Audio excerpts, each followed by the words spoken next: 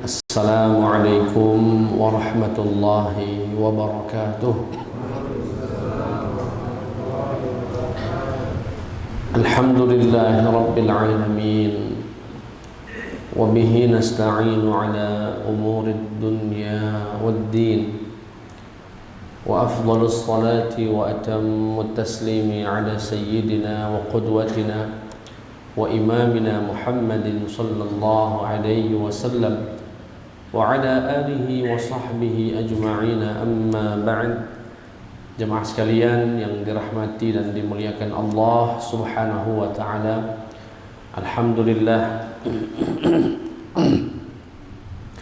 puja dan puji syukur kita persembahkan kehadirat Allah subhanahu wa ta'ala atas seluruh nikmat yang Allah berikan, nikmat iman, nikmat Islam, bahkan yang kami sampaikan mungkin di beberapa kesempatan. Beberapa minggu kemarin kami merenung terkait doa atau zikir Nabi selesai dari buang hajat, dari BAB. Nabi keluar dari kamar mandi bersyukur, alhamdulillahilladzi azhaba anni al-adha wa'afani. Segala puji bagi Allah yang telah menghilangkan penyakit dari tubuh. Ini buang hajat itu buang penyakit. Yang membuat kami merenung adalah Nabi mengajak kita untuk bersyukur karena buang hajat. Setelah diresapi, rupanya buang hajat itu nikmat yang sangat besar. Nikmat yang sangat besar. Namun kadang kita lalai.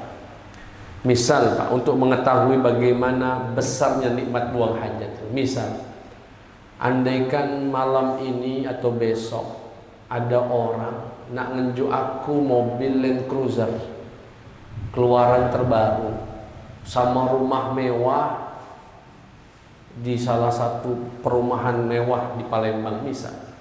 Tapi satu syaratnya, tidak bisa buang hajat. Tidak galak, ambil lah itu Land Cruiser. Berarti mahal mana Pak buang hajat sama Land Cruiser? Jangankan Land Cruiser Pak, dunia ini seisinya dengan berliannya, dengan segala permata dan kekayaannya. Andaikan dikasih ke bapak nih, bapak sambil sama-sama menghayal, ada yang nak ngejuk dunia dan seisinya ini buat bapak, tapi sikap tidak bisa buang hajat. Milih mana Pak? Hekal di mana kan? Milih dunia. Artinya apa? Artinya nikmat, mohon maaf, bangun subuh, minum banyu segelas, langsung mules biasanya, masuk kamar mandi 10 menit, keluar plong, lega. Itu nikmatnya lebih dari dunia dan seisinya. Buktinya apa? Andaikan nikmat itu diambil Allah, diganti dengan dunia dan seisinya, tidak galak kita. Tidak mau. Cuma kadang kita ini terlalu mempersempit makna nikmat Allah. Nikmat Allah diartikan duitnya banyak, karirnya tinggi, rumahnya besar. Padahal setiap hari Allah kasih itu nikmat yang kalau ditimbang dengan dunia dan seisinya, kita lebih memilih mending aku bisa buang hajat lancar Ustaz daripada punya dunia dan seisinya tapi tidak bisa buang. Sesederhana itu sebetulnya buang hajat. Makanya Nabi begitu keluar, alhamdulillahilladzi azhaba anni al-adha wa'afani.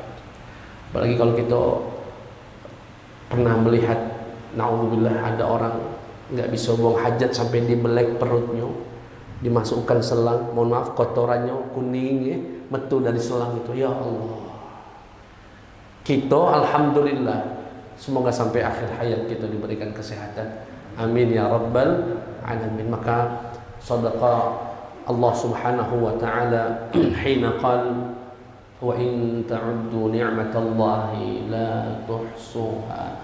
Kalau kalian menghitung nikmat Allah, tidak bisa itu. Itu baru buang hajat, Pak. Belum yang lain ini.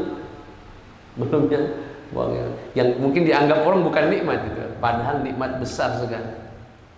Semoga Allah mudahkan juga kita untuk pandai dalam bersyukur. Makna pandai dalam bersyukur itu Pak, pandai membaca nikmat Allah. Di saat orang tidak menganggap atau lalai kalau itu nikmat Allah yang wajib disyukur. Salawat beriring salam tercurahkan kepada Sayyidina Muhammad sallallahu alaihi wasallam. Semoga kita bisa mengamalkan, menghidupkan, mendakwahkan apa yang menjadi sunnah Nabi Muhammad sallallahu alaihi wasallam, dan kelak kita semua mendapatkan syafaatnya. Amin ya rabbal alamin. Kita lanjutkan tema kita pada minggu lalu masih berkaitan dengan hak persaudaraan dalam Islam. Ya.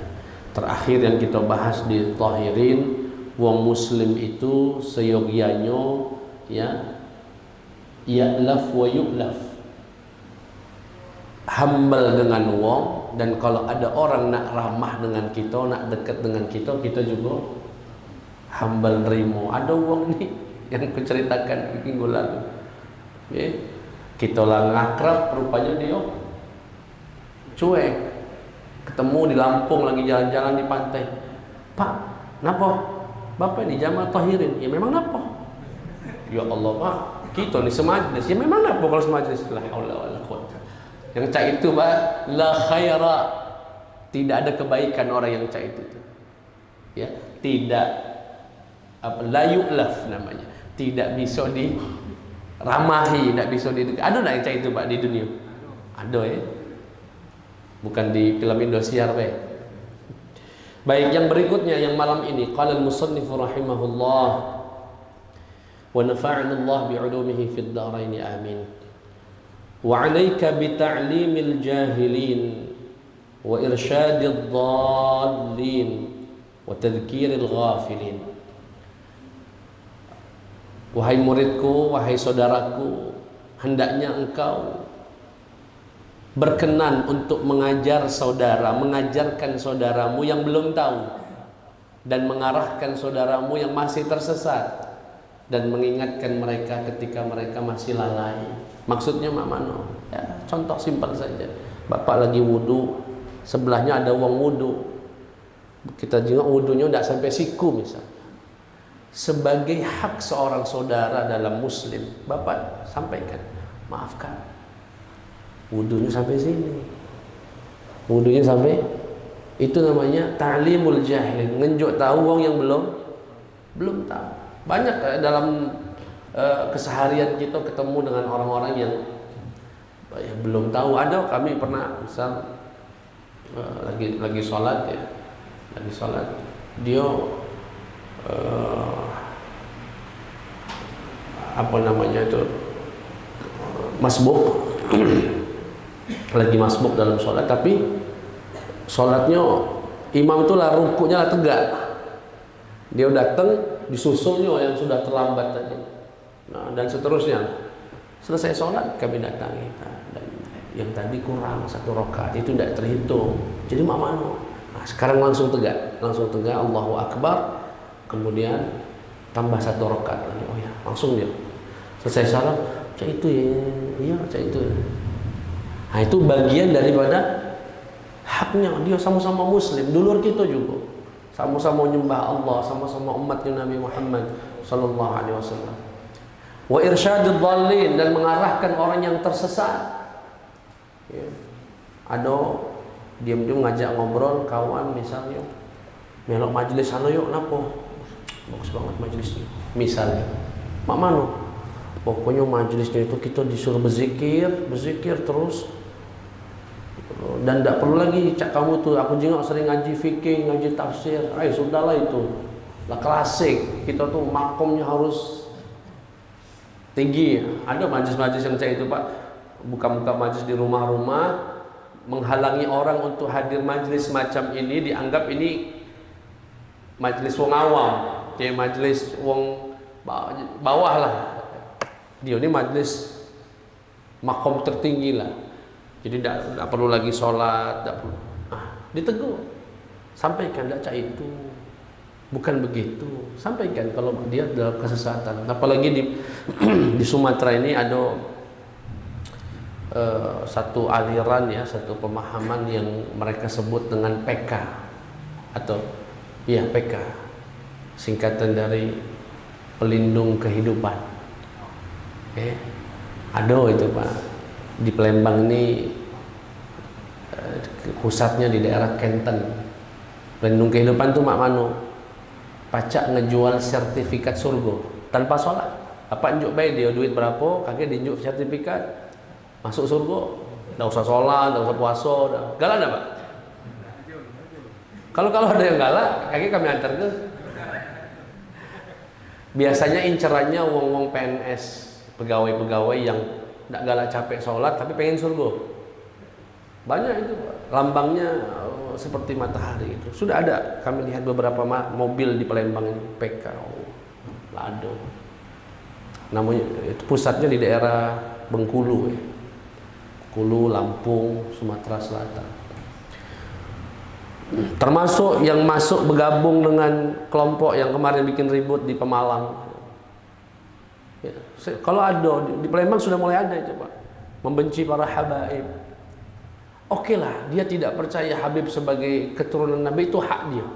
Tapi membenci, mencaci maki, menggerodok, membubarkan, laisa min akhlaqin Nabi Muhammad sallallahu alaihi wasallam. Bukan akhlaknya Nabi. Kalau ada di sini yang tertarik dengan begitu, sampaikan.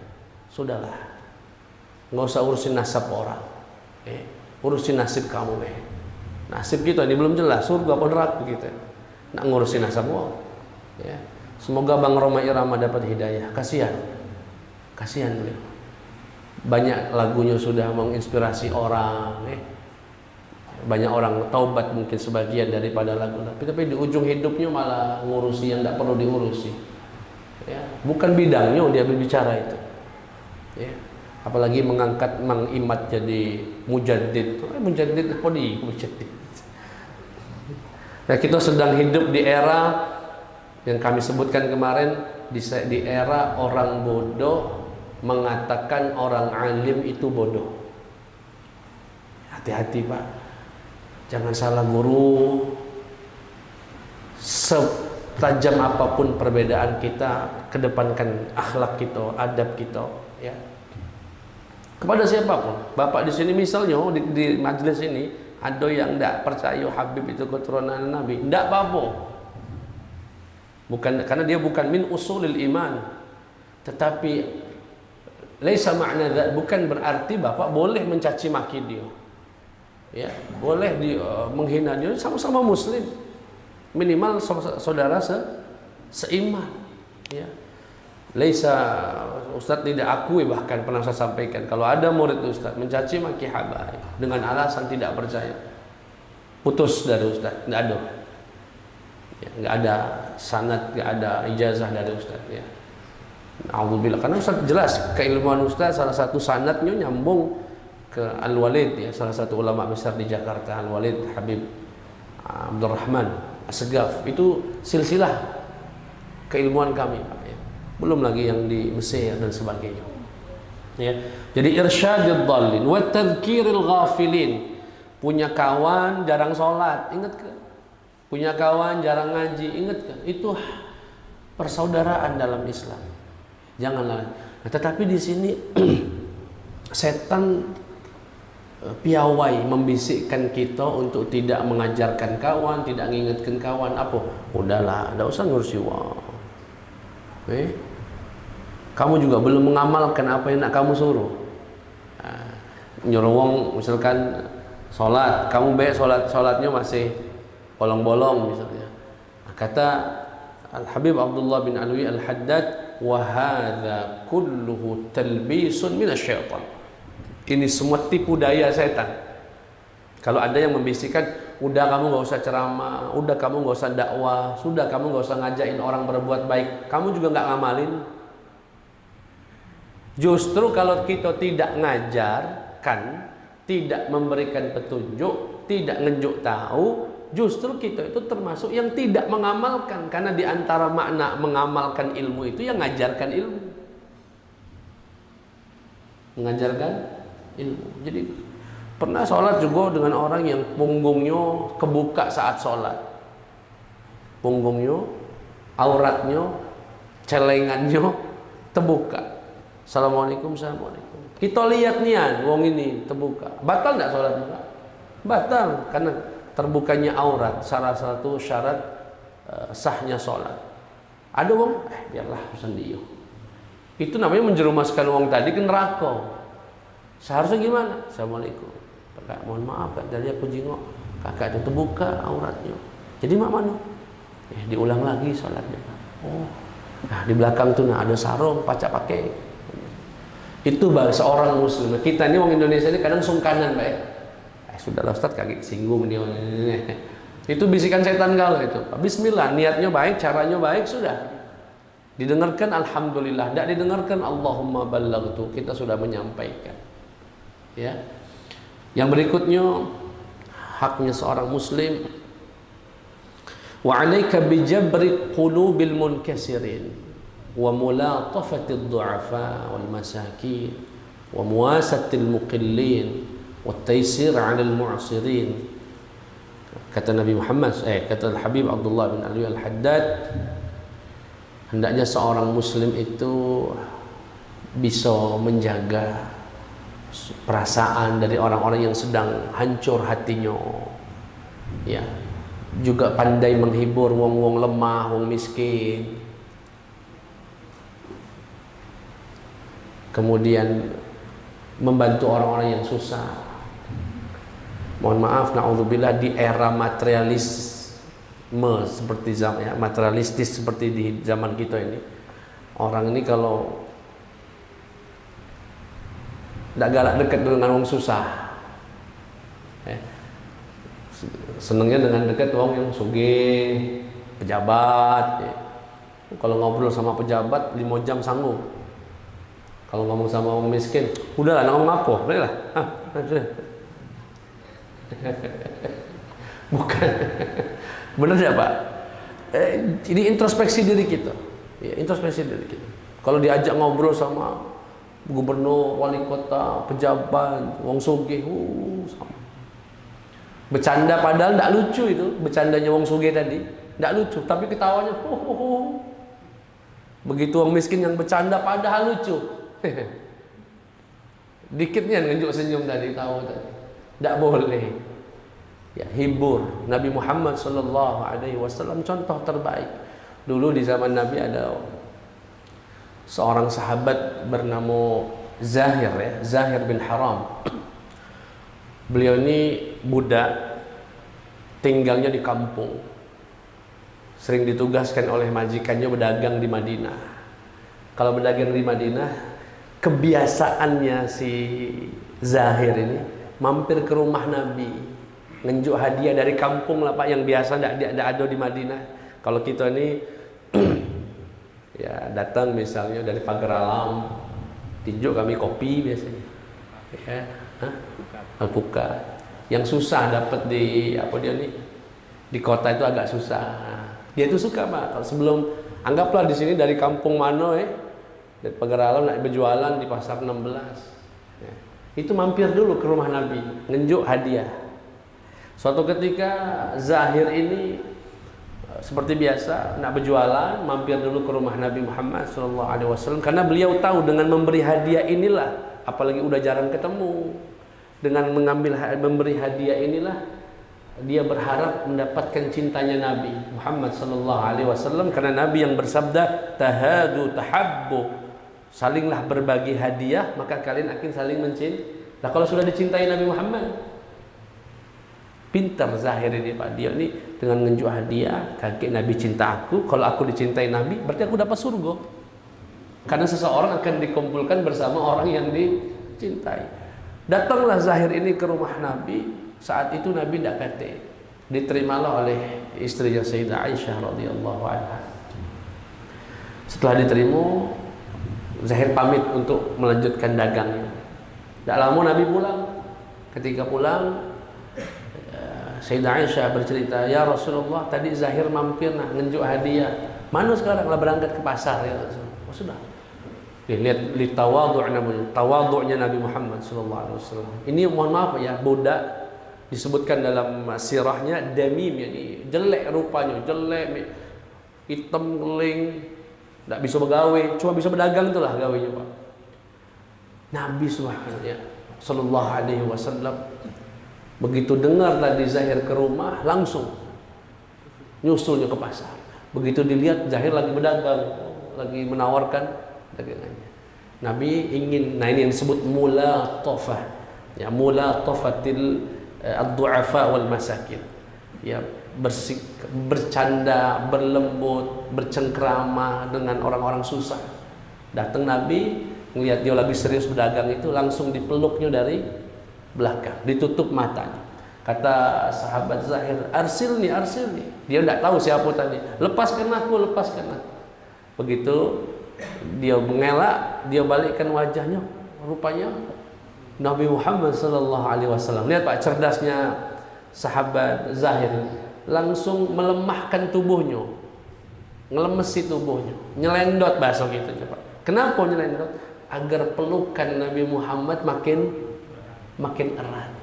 Alangkah nikmatnya hari itu Zahir dipeluk oleh Sayyidil Khalq, manusia terbaik. Oh nikmatnya, oh Zahir dipeluk. Kemudian kata Nabi Muhammad SAW mencandain ya, bercanda dengan seorang budak tadi.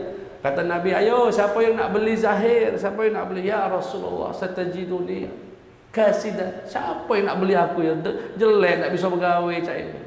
Bal anta indallahi ghalin. Ya Zahir, jangan merendah diri, jangan merasa tak bisa apa-apa, miskin. Kamu di sisi Allah itu mahal harganya. Lihat itu Pak, Nabi Muhammad sallallahu alaihi wasallam seorang sayyidul khalqul anbiya, pimpinan para nabi, pimpinan seluruh manusia, rela mendatangi ke pasar demi menghibur seorang budak yang memberikan hadiah ya setiap kali ia ingin berjualan di pasar. Ini akhlaknya sama Pak. Kalau kita di sini misalnya, ya misalkan Bapak melihat ada orang yang mungkin agak, ya mohon maaf ya, agak kurang, ekonominya kurang, susah. Dari belakang, nah diremet, apa kabar? Sehat apa? Tepuk dadanya, sehat apa? Sehat. Itu rasanya Pak luar biasa bagi orang-orang yang termarginalkan bahasa gitu, yang merasa dia bukan siapa-siapa. Ya, tapi kita bisa dekat dengan orang-orang itu. Dan ya, hadis Nabi Muhammad SAW juga bisa memotivasi kita. Innama turzaquna wa tunsaruna bidu'afaikum. Bisa jadi hidup kita ini dilancarkan Pak, diunjuk rezeki oleh Allah itu karena kita selama ini dekat dengan orang-orang susah di sekeliling kita Pak. Memang dia tidak ngenjuk kita, wong susah ini tidak ngenjuk kita apa-apa, tidak ngenjuk duit, tidak ngenjuk apa-apa. Tetapi karena kita baik dengan dia, dia jadi wasilah berkahnya hidup kita. Didatangkan Allah, orang-orang sugih, didatangkan orang-orang baik, membantu kita, menolong kita, karena kita sehari-harinya ya, berbuat baik dengan orang-orang lemah di sekeliling kita. Innama tunsarun ya, wa turzaquna bidu'afaikum. Sesungguhnya kalian itu ditolong Allah, diberikan rezeki oleh Allah itu karena orang-orang lemah di sekeliling kita. Saya jujur Pak ya, ini saya kasih cerita amalan sebetulnya. Kami kalau lagi dulu pas dalam banyak acara, dalam banyak kesempatan, waktu itu mau hataman, mungkin ada hadir banyak di sini, hataman hadis qudsi yang kita ngundang Syekh Muhammad Awamah. Itu kan rapat dulu, ketuanya KRW lagi rapat-rapat membicarakan dana Pak, membicarakan dana. Ketika membicarakan dana, berapalah kira-kira estimasinya? Sekitar 50 juta waktu itu. Duit cuma berapa ya? Akhirnya mulai kita mau buat plan B. Cuma waktu itu entah kenapa kami ada rasa yakin Kak, bismillah baik Kak, kita ambil plan A nyoba yang 50 juta itu. Kakek dari mana? Bismillah. Gitu. Setelah itu kita mau mulai itu, kita ingin mulai berdoa. Ketika ingin mulai berdoa, saya minta beberapa orang untuk manggil marbot-marbot masjid, mamang-mamang. Biasanya kan kalau kita rapat nih, yang rapat wong penting galau Pak ya. Wong penting dalam acara itu, yang tukang menyediakan minum, menyediakan makan, yang nyiapkan biasanya minggir, anak-anak aja, panggil, kumpul galau. Biasanya wong-wong inilah menjadi wasilah, kumpul, doa. Tahu-tahu datang, siapa namanya itu? Malam itu juga Pak, datang Joko, seorang IO lah ya, event organizer, mengatakan, Ustadz, galau-galaunya kami yang nanggung. Panggungnya, ya, apa galau-galau, sound systemnya, kami yang nanggung. Subhanallah. Saya ketika manggil yang bisa dikatakan marbot, yang jarang diajak rapat kan Pak. Kalau marbot tuh jarang diajak rapat, terima jadi Pak. Nah, panggil galau. Innama turzaquna bidu'afaikum. Biasanya rezeki itu datang dari wasilah wong-wong yang cah itu Pak. Jangan yang dikumpulkan yang sugih, yang kaya, yang ini. Justru yang seperti itu yang justru mendatangkan berkahnya, rezekinya. Dan itu kata Nabi Muhammad sallallahu alaihi wasallam. Dan Nabi menjadi contoh. Nabi tidak pernah meremehkan siapapun. Ya. Termasuk Zahir, seorang budak ya, yang orang kampung pula. Ya. Itu disambut, dijamu. Kemudian dan ini tugas kita Pak ya. Kita praktekkan itu dalam kehidupan kita. Jangan kalau yang bertamu wong sugih metu galau isi kulkas. Begitu yang datang wong susah, banyu putih baik cukup dia itu. Ya.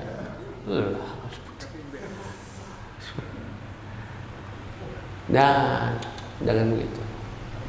Justru kalau kedatangan wong susah, alhamdulillah. Ini bawa berkah dalam rumah kita. Ya. Tapi yang terjadi apa coba? Kalau yang datang wong sugih, yang tidak ada udah ada kan? Iya. Baik, yang berikutnya wa iqrad al-mustaqridin wa fil hadits inna thawab al-qard yazidu ala thawab as-sadaqah bi 8 adhaf. Wa dhalika anna al-qard la ya'khudhuhu illa muhtaj. Ya, dan di antara hak seseorang adalah iqradul mustaqridin, menghutangi orang yang meminta hutang. Bahkan disebutkan dalam hadis Nabi, pahala menghutangi orang itu lebih besar 8 kali lipat dari memberi sedekah. Kenapa? Karena kalau kita menghutangi orang, itu biasanya menghutangi orang yang sedang butuh, yang sedang kepepet. Sebaliknya kalau kita sedekah, biasanya yang diberikan itu yang sedang tidak butuh. Artinya pemberian kita kepada orang yang berhutang tadi, ya, yang berhutang tadi sudah meringankan takhfif, yani meringankan beban dia yang senang. Dan itu disebutkan dalam hadis Nabi Muhammad SAW. Ya. Walaupun dalam konteks tahun 2025 ini, tahun 2025, banyak orang ya, saya katakan banyak ya, justru niat baik menghutangi seseorang menjadi awal malapetaka, keributan yang terjadi. Datang susah, Ustaz, atau Pak Haji tolong bantu aku nak bayar anak sekolah bla bla bla bla bla bla bla bla. Dibantu karena mungkin Pak Hajinya habis dengar pengajian di hilir ini. Tinjaunya. Kaki insya Allah bulan depan aku bayar. Begitu bulan depan Pak Hajinya WA, diblok nomor. Nah, langsung diblok. Ketemu di jalan galak ketemu. Didatangi. Begitu didatangi, laju ribut. Sering itu yang terjadi. Lihat di beberapa video tuh, orang yang menghutangi lebih galak dari yang nagih. Sampai bawa parang, bawa apa ya. Ini ya kondisinya entah kenapa, maka ya kita pandai-pandai lah melihat orang. Kalau kironya nih wong rasanya tidak terbayar. Kalau Bapak ikhlas mensedekahkan, sedekahkan saja. Tapi kalau rasanya Bapak belum sanggup, ya. Maka biasanya kalau siasat yang kami anjurkan, kalau ada orang datang ya meminta hutang bla bla bla bla, Bapak bisa kasih sebagiannya.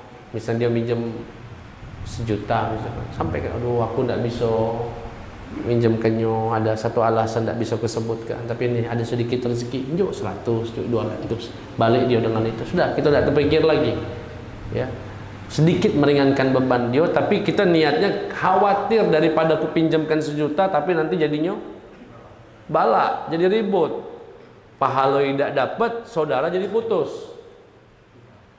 Dan ini menjadi fenomena yang lumrah hari ini. Makanya hati-hati juga dengan orang-orang yang semacam itu. Tetapi kami juga dapat pelajaran dari salah seorang jamaah ya. Beliau termasuk orang yang rumahnya sering didatengin orang utang. Sampai wong rumahnya ngomong, "Pak, Bapak itu caknya dibodohi wong. Saking baiknya Bapak itu caknya wong manfaatkan Bapak bla bla bla bla bla. Sudahlah, enggak usah dibukakan pintunya bla bla bla." Tahu-tahu Bapak itu cerita ke kami. Kami wasiatkan Ustaz ke anak-anak kami, siapapun datang ke rumah, walaupun wajahnya lah tertulis nak ngutang misalnya, buka hording, "Ai nak ngutang yang ini," misalnya, tetap bukakan pintu, sambut dia dengan banyu, walaupun dengan banyu putih, izinkan dia menyampaikan hajatnya. Setelah itu hak kita nak nerimonyo, nak membantu atau tidak membantu, itu hak kita. Tapi dia datang ke rumah sambut, wah kata kami luar biasa. Tidak semua orang bisa itu Pak. Biasanya kalau kita tahu orang ini bakal ngutang, nah, jengok jendela tadi,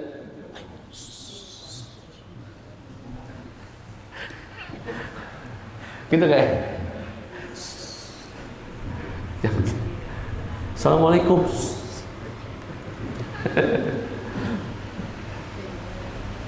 Ya. Baik, yang berikutnya hak seorang muslim bita'ziyati man nazalat bihi musibatun. Qala alaihi salam, "Man 'azza musaban ay sabbarahu kana lahu mithlu ajrih."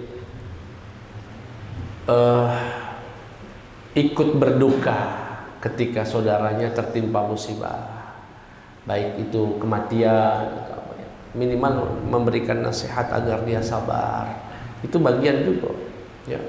Tetangga misalnya kehilangan motor, kita dengar ya, besoknya kita datang, "Assalamualaikum, aku dengar kemarin iyo Pak Allah sedihnya aku yang sabar ya kakek, semoga Allah unjuk ganti ya." Itu khas daripada persaudaraan.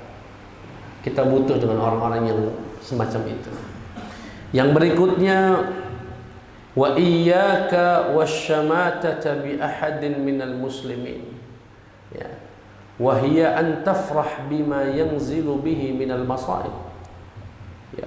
Jangan sekali-kali melakukan syamatah. Syamatah itu apa? Menunjukkan senangnya kita atas musibah yang diterima wong lain. Tidak boleh. Apa bahasa kita ya?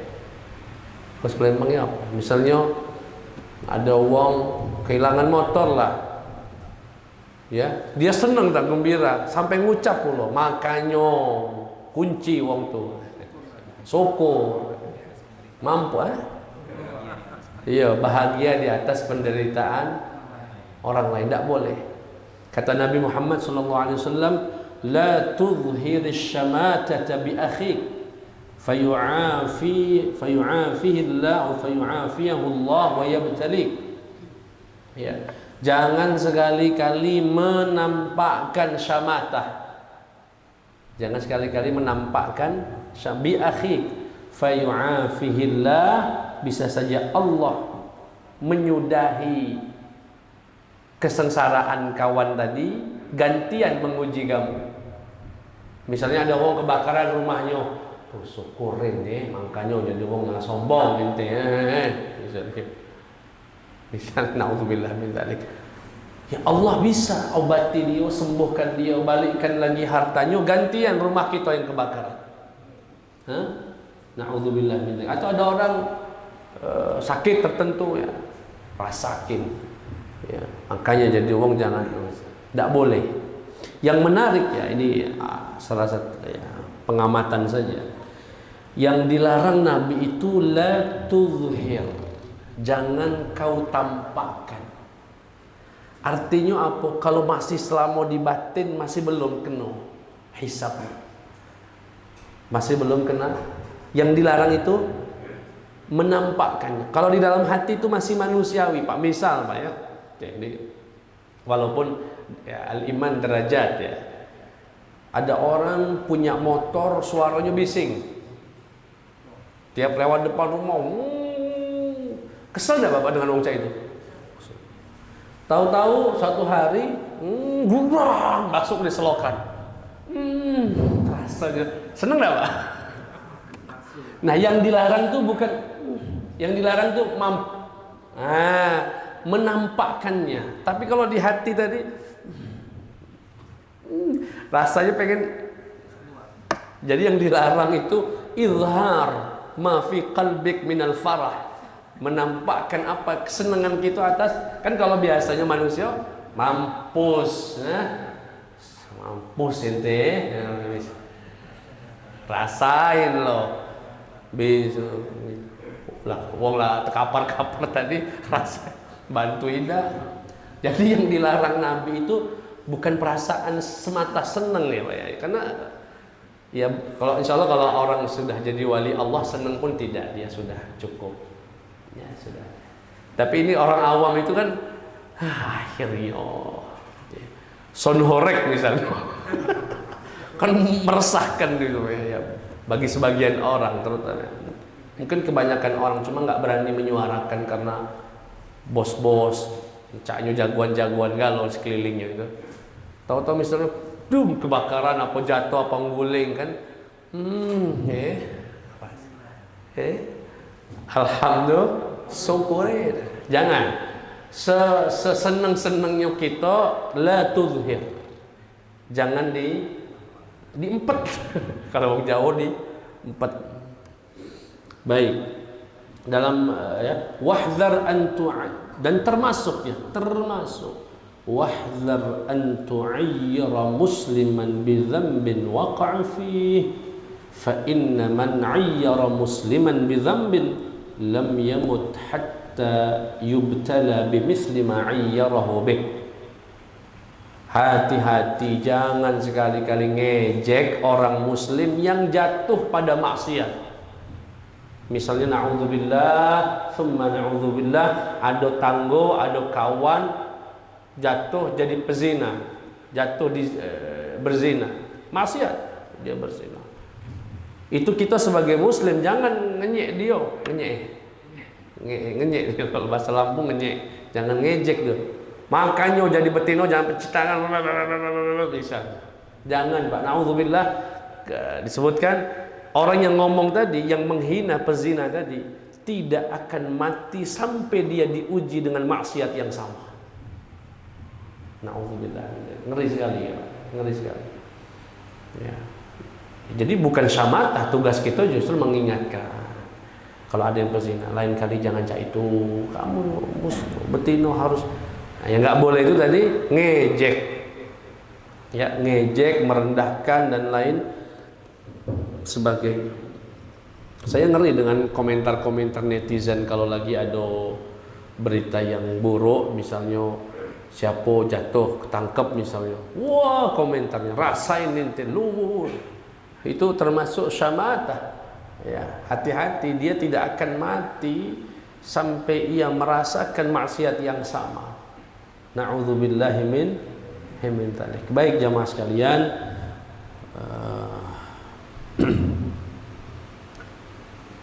saya kira itu dulu ya, atau saya tambah satu lagi, sebagai seorang muslim bitafriji 'anil makrubin, ya, meringankan orang-orang yang sedang susah, menunaikan hajatnya, menutup auratnya, aib-aibnya. Kata Nabi, man yassara ala mu'sirin yassarahu Allah barang siapa yang memudahkan orang yang sedang kesulitan, Allah pasti mudahkan dia. Wa man satara musliman satarahullah. Barang siapa yang menutupi aib saudaranya fid dunya wal akhirah, maka Allah juga akan menutupi dunia, aibnya di dunia dan akhirat. Ya, kalau kita bisa meringankan, termasuk menghalangi orang menggibahi, misalnya ada di satu majelis, satu obrolan sedang membicarakan aib sedulur kita, ya, tugas seorang muslim apa? Udahlah, udah usah kita ngomongin dia, biarlah, kita juga punya aib, tidak boleh, bahkan bila perlu ditutupi aibnya. Alangkah beruntungnya kita, Pak, jika Allah anugerahkan kawan, sahabat, dulur yang kalau aib kita sedang dibicarakan di suatu tempat, dia menghalanginya, dia menutupnya, dia menghentikannya, ya, bukan malah sebaliknya. Naudzubillah, ada kawan depan kita, wah akrab, di balik kita begitu aib kita dibicarakan, memang nih anca itu lawongnya, malah aku tahu lagi lebih parah dari itu. Naudzubillah, punya kawan yang cak itu. Apa? Hah? Kompor meleduk, yo ngompori. Naudzubillah min dzalik, jangan. Ya, semoga Allah Subhanahu wa taala mudahkan urusan kita, dan semoga kita bisa memudahkan urusan orang, dan semoga yang mendengar video ini juga banyak orang-orang birokrat, orang-orang administrasi. Mudahkanlah apa yang bisa dipermudah, jangan dipersulit. Kan sampai ada ucapan di tengah masyarakat, di birokrasi, kalau bisa dipersulit ngapo dipermudah. Ngurus KTP sehari bisa dibuat 2 minggu. Jangan. Ingat, kita juga punya urusan. Kalau kita mempersulit orang, Allah juga akan mempersulit dia. Tidak hanya di dunia, Allah persulit juga di akhirat. Na'udzubillahi min dzalik. Saya kira itu yang bisa kami sampaikan. Semoga bisa kita amalkan, Pak, ya. Saya rangkum lah biar ada yang dibawa pulang. Yang pertama tadi apa, Pak? Ya, kalau ada kawan dulu ndak ngerti, Bapak ajarkan. Bapak jangan kecil hati, aku ini bukan siapa-siapa, Ustaz, aku ini wong biasa. Enggak. Kita umat Nabi ada sedikit ilmu njuk tahu. Ada kawan sholatnya salah, ada kawan wudunya salah, seharusnya sampai siku, dia tidak sampai siku misalnya. Bapak lihat, njuk tahu. Dengan cara yang halus, Pak, bukan cara yang kasar, yang halus, yang baik. Kalau ada kawan sekarang melo ajaran yang sesat, ingatkan, ya. Yang ikut-ikut aliran-aliran macam-macam, ingatkan, ya, untuk kembali lagi ke jalan yang lurus. Kemudian banyak sering-seringlah menghibur orang susah, orang miskin.